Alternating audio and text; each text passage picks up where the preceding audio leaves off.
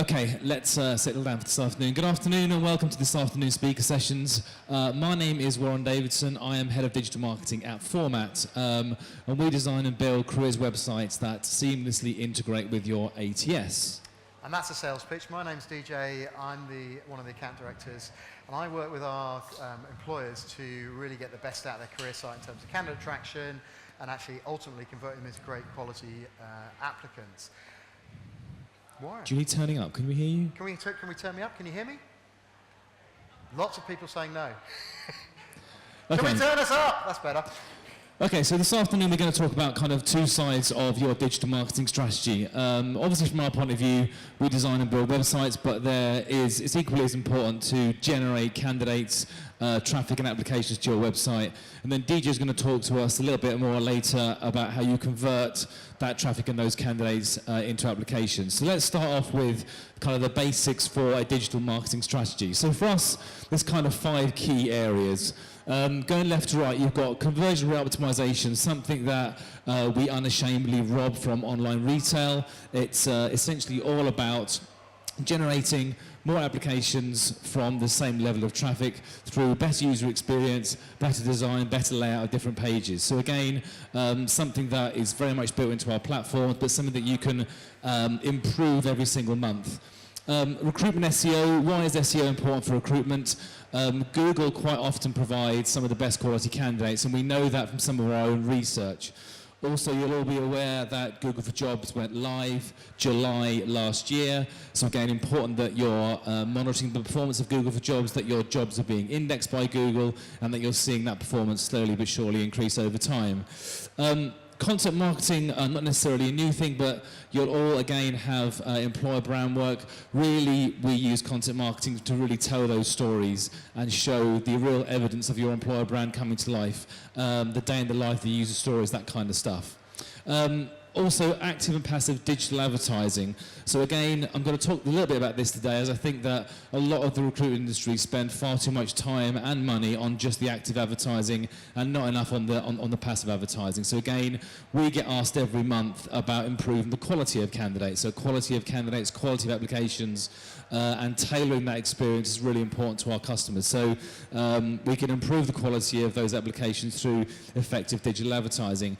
And of course, overlaid across all of that is kind of your EVP and your creative campaign. So again, we all have different peaks and troughs, different demands on our time from one month to the next in terms of particular campaigns via either location, or via job title, or via sector. So again, you need to be able to answer all these different questions when you're creating a digital marketing or digital recruitment marketing strategy. So we're going to talk about a couple of these in a bit more detail today.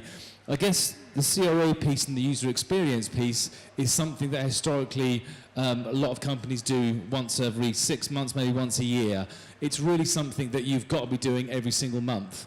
And again, the most simple way to kind of start working out how good your CRO is to look at your conversion rate. So that's about whatever your conversions are, whether they're applications, registration into your CRM, divided by the traffic that you're generating to the website, okay? So that will give you your conversion rate, and that gives you a feel for how good the website is at converting a visitor into an application. And you don't have to necessarily employ an agency like Format to be able to improve that. This is stuff that you can do yourself every single month. So go and apply to a job. Is it easy to apply to a job? Are there blockers? Is it a straightforward thing to do?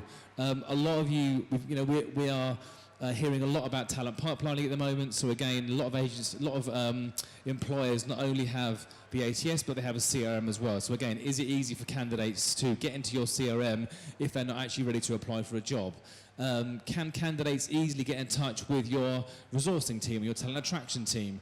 Are there calls to action in the right place? So again, 50% of the traffic to our clients' websites doesn't even hit the homepage. It will go to a piece of content or to a job. So it's important that you've got the right signposting within your site to recycle the user and to engage them effectively.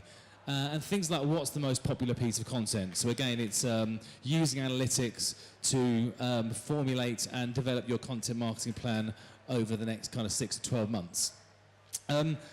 I think that certainly this year is going to be a huge step change in terms of digital advertising for employers and for careers websites. I've purposely excluded the job boards here because we are trying to be selfish and invest in our own brands and our own websites. So again, you've got both the passive and active aggregators and Google PPC here. So again, I think a lot of recruitment agencies and a lot of employers invest a little bit too much time in the active advertising. So that's your job aggregators, and certainly over the last 12 months with the advent of Google for Jobs, and certainly with Indeed turning off organic traffic for recruitment agencies earlier this year, the whole recruitment advertising market is becoming an awful lot more competitive. So again, Google for Jobs went live in July last year. More and more employers are catching up, and so that's becoming more competitive. As a result of Indeed turning off that organic traffic in January in the US, and we're expecting that to come to the UK, more and more recruitment agencies are piling into Indeed and Google PPC and Google Display Network. So the entire digital marketing landscape is becoming an awful lot more competitive, and so we need to invest a little bit more time in the passive side of our digital advertising, and that's all about kind of content marketing, display advertising, using more programmatic platforms. Moving on to SEO, so kind of some of the most basic stuff that you need to get right from an SEO point of view within your digital marketing strategy. So some of the simple stuff that you guys can do, create a keyword deck, so understand the keywords that you want to rank for. And again, a simple way to do that is to monitor your competition. There are tools like SEMrush that will help you see how your competitors are performing and what they're doing well. Again, a very, very simple thing to do that not all websites do effectively is generating landing pages for your top jobs, your top job titles, and your top locations. A key way to generate traffic from Google and improve your rankings. Also reviewing things like inbound links. So again, your rankings will be influenced by not only your jobs and your content on your website, but by the health of your inbound links. So those inbound links are really endorsements of your brand, of your company, and they need to be improved and preened from time to time. And again, make sure that all your jobs are visible to Google. DJ's going to touch on this in a little bit, but again, a lot of ATSs hide the jobs from Google, and so therefore our jobs and our content, and to a certain extent our resourcing teams, are our SEO ammunition. So it's important that that stuff is visible to Google. And just looking at content as well, a format, we very much look at content as a content pyramid, okay? So obviously, as I mentioned there, your jobs are really your SEO ammunition, as are pages that include easy ways to access your resourcing teams, and then blogs, videos, infographics, how-to guides, whatever it might be from a content point of view, it kind of completes the content pyramid. So again, for a lot of the websites that we build for our clients, if you're going onto a profile page for one of your resourcing team, you should be able to see their jobs and their content as well. So there's a complete pyramid so that we are recycling candidates and keeping them engaged on the website. And from a content point of view, a couple of quick kind of hints and tips here. Don't try and plan more than 3 months ahead. Again, I've never seen a 12-month content marketing plan that didn't get changed within a couple of months anyway. And again, we all have our own requirements and our own briefs from the business that need to be serviced. So don't plan more than 3 months ahead. From a branding versus SEO point of view, SEO and content are intrinsically linked. So if we're going to improve our rankings for certain keywords, we need to create content in that area. So from a content planning point of view, 75% brand building or employer branding, and then 25% very much targeted at your SEO terms and what you want to go after. Internal linking is something that we don't do enough of, really important. So if you're writing a piece of content around marketing or marketing managers, link to that marketing manager landing page, link to other blogs that relate to marketing. And again, it's all about recycling those users and keeping them within the website. Spread your posts out over a period of time. Again, a lot of companies get excited about content, they write a load of pieces of content, they post it all on the same day. Got to spread it out over a month or over 6 weeks so that you get the SEO benefit and that marketing benefit. Also, deliver a variety of content. So again, it's not just about writing blogs. We all know how important video can be. Those how-to articles, infographics, different variety of content is really important both from an SEO and a marketing point of view. And again, we are quite obsessed with creating new content, promote it on social, create new content, promote it on social. The stuff that you did a year ago is probably still relevant now, so you don't need to go to the huge effort of creating fresh content all the time. Recycling old content, re-optimizing it for today's market can still be a very, very quick way to improve your content. And just again, some tips here, just to show you really how content and SEO are so intrinsically linked. Some of the main types of content that ranks and dominates the SEO results. So we all ask Google loads of questions: who, what, when, where, why. So if you can figure out the questions that people are asking about your business, you can start to create content in those areas as well. And even when you start typing any of those words into Google, it starts to suggest some of the stuff that people are writing, people are asking questions about. So a very, very quick and easy way to formulate a content plan. How-tos, instructions, again, very, very straightforward stuff. Definitions for complex terms. We all have complex terms, acronyms within our industries that people are asking questions about. Comparisons, company A versus company B, or product A versus product B.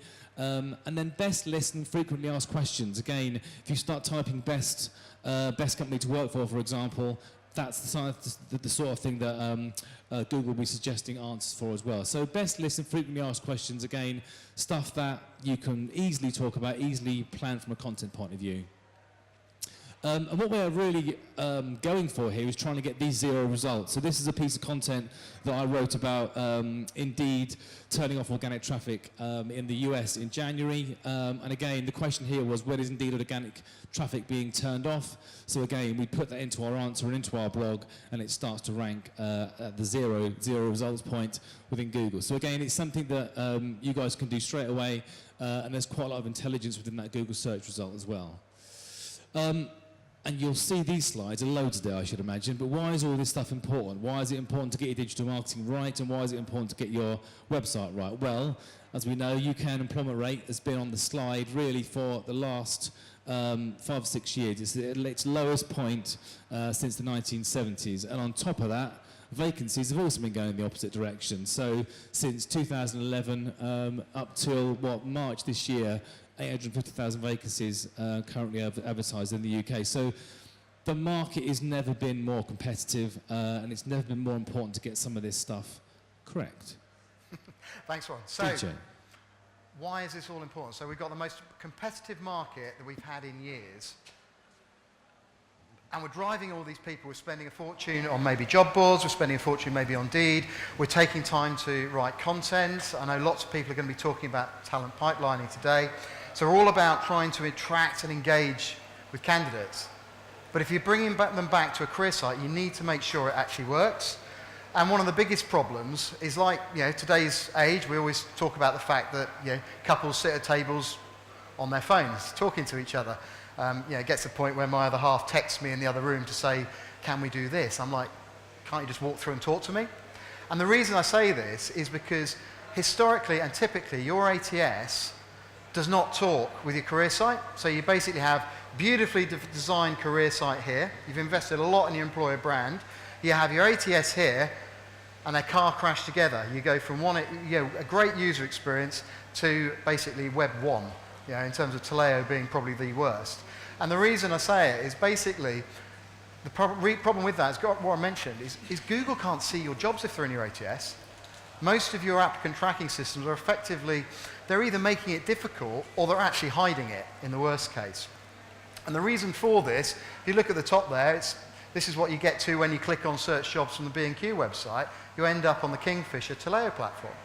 Now, any of you who've used Taleo have probably seen this a number of times. And at the bottom, what you've got is Icon PLC's career site. And if you notice, the actual job is in the URL. So Google just wants to help to find your jobs and find your content easily. Think about when you're booking a holiday and you look for I don't know, holiday cottages, dog-friendly holiday cottages in Devon. You end up on a landing page which is like dog-friendly cottages in Devon. And then you look at a cottage and it says dog-friendly cottage in Devon. And it's effectively taking that together. So effectively what you're doing is making life difficult. So you've got a couple of other examples here. Chewy, Virgin Media, the AA. the jobs are on their career site, I put inverted commas, but they're actually, rather than saying account manager sales, it's job details ID 5584 or whatever. So that makes no sense to Google in terms of linking it to the account manager. So again, that should be account manager as the job title. And this is really, really important when it comes to Google for Jobs.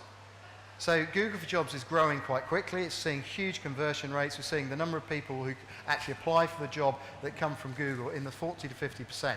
So that's engaged, active candidates. So it's really important to get them into Google. So again, I hope there's nobody here from the AA, but I picked on them specifically because there's all the job boards. And you click through to that job on Google for Jobs. It's like, well, okay, I can see all the job boards, Total Jobs, Recruit.net. You'll see a load that you never knew existed because Google's able to find them. So you're having to invest in effectively spending money with other platforms to get into Google for Jobs. Now, wouldn't it be better to basically make sure that your job is eligible? You can test this yourself. If you go to, just Google Rich Test Results, you'll get this page. And you go to one of your jobs, click on the URL, and then put it into the Rich Test Results. And you'll basically see whether your job is actually Google for Jobs friendly. Some might be, you'll get errors, warnings, etc., but it's a good way of sanity checking. So what we're saying is a case of you can do all this great talent attraction, and I'll give you an example. I see we've got Simon from Creed in the room. So Vodafone did a campaign. So Vodafone, we do their career site. Guys at Creed did a campaign for Withenshaw Jobs. They did a lot of advertising around it. It was on Sky on the app. And basically what happened is people were clocking it. They weren't in a position to apply, so they'd go back and they'd go into Google and put Vodafone jobs at Withenshaw. And what that meant is that we got loads of people landing directly on the actual vacancy, the customer contact center job, from Google. So, literally that meant you were doing that brand awareness. For example, why do the Army say Google Army jobs? So it takes you straight to it. So actually, the way that your campaign work, if you're working with agencies on campaigns, can dovetail in with your career site really well. So it's really, really important you get those foundations right. Otherwise, you're spending a fortune on investing, and you only get 6% of those people that visit your website actually converting into an application or going through your talent pipeline or whatever. The rest just leave, and you lost them. Now, if retail did that, it cost them a fortune. If they all had all their products hidden, it would cost them a fortune. So you need to, if you get the basics right, it really means that you're ticking a lot of boxes. Because when you get the basics right, then you can do the sexy stuff. So, even better if retail. Retail, it works phenomenally well. It's brilliant at engaging with us. It's brilliant at getting us to spend money. So, who's received an email like this before? You go on, you're researching, you put something in your basket, you start to buy, and then you bugger off. So what? And then somebody sends you an email saying, hey, you've forgotten something, hello. And actually, the best thing is they sometimes offer you a discount. So I now put it in my basket and wait, because I'm hoping they're going to give me a discount. So think about it. Effectively, you go to a website, you search for a product, you find it, you want to buy it, and then for some reason you stop.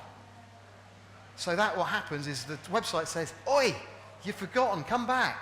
And you basically give them 3 reasons.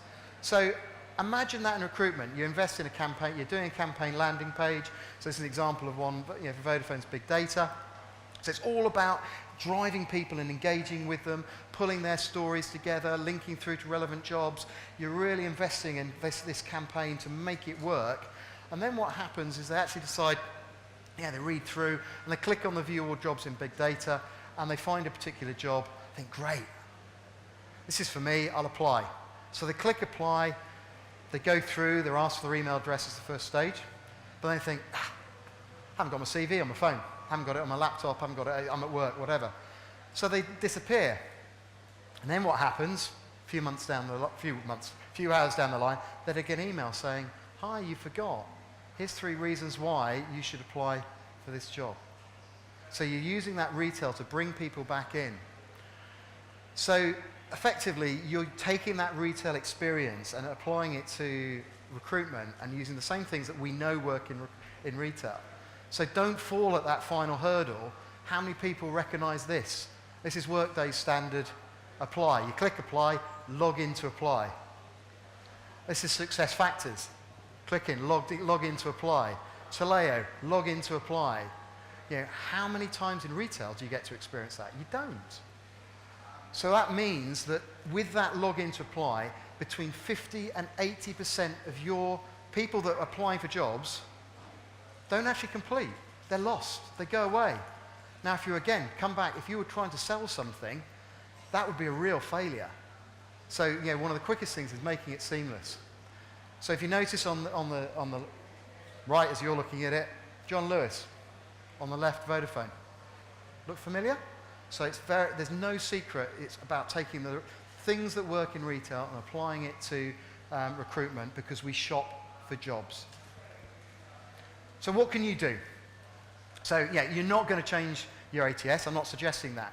You're maybe not in the position to actually change your career site yet, because that takes time. You have to build a business case. Hopefully I've given some reasons why you should build a business case. So what can you do at the moment? Digital marketing basics. Think about how you're going to get people to the site. If you haven't got access to your Google Analytics, you know, get access, or ask somebody in the marketing or comms team to take you through it and show you what's actually of interest to people on the career site. What people are actually looking on. How many people are landing and then leaving straight away. So you can actually start looking at what activity is going on, because that gives you a picture of what content is interesting. You know, if nobody's reading your corporate information about us, but they're all reading the days in the life, focus more on the days of life. Tell that employer brand story. Look at what job boards are proving successful. Warren was talking about it, but I know we're all using job boards. Look at what conversion rate you're getting from Indeed. Can Indeed find you jobs? Look at Google for Jobs. Then it's about knowing how many people come to your career site and then convert into an application. Because ultimately that is your conversion rate. That is your measure of success and where you can start in terms of proving it. Can Google see your jobs? Yeah. If you Google a job title, does your job appear in Google? If you Google your own jobs, does Google Jobs see your jobs? Little things like that. Check them through the tool. And ultimately, there's a lot of talk about talent pipelining. Tell your story, because you've got all those stories today. You don't have to change your technology to start telling that story. And that starts getting your employer brand and bringing people back. Any questions?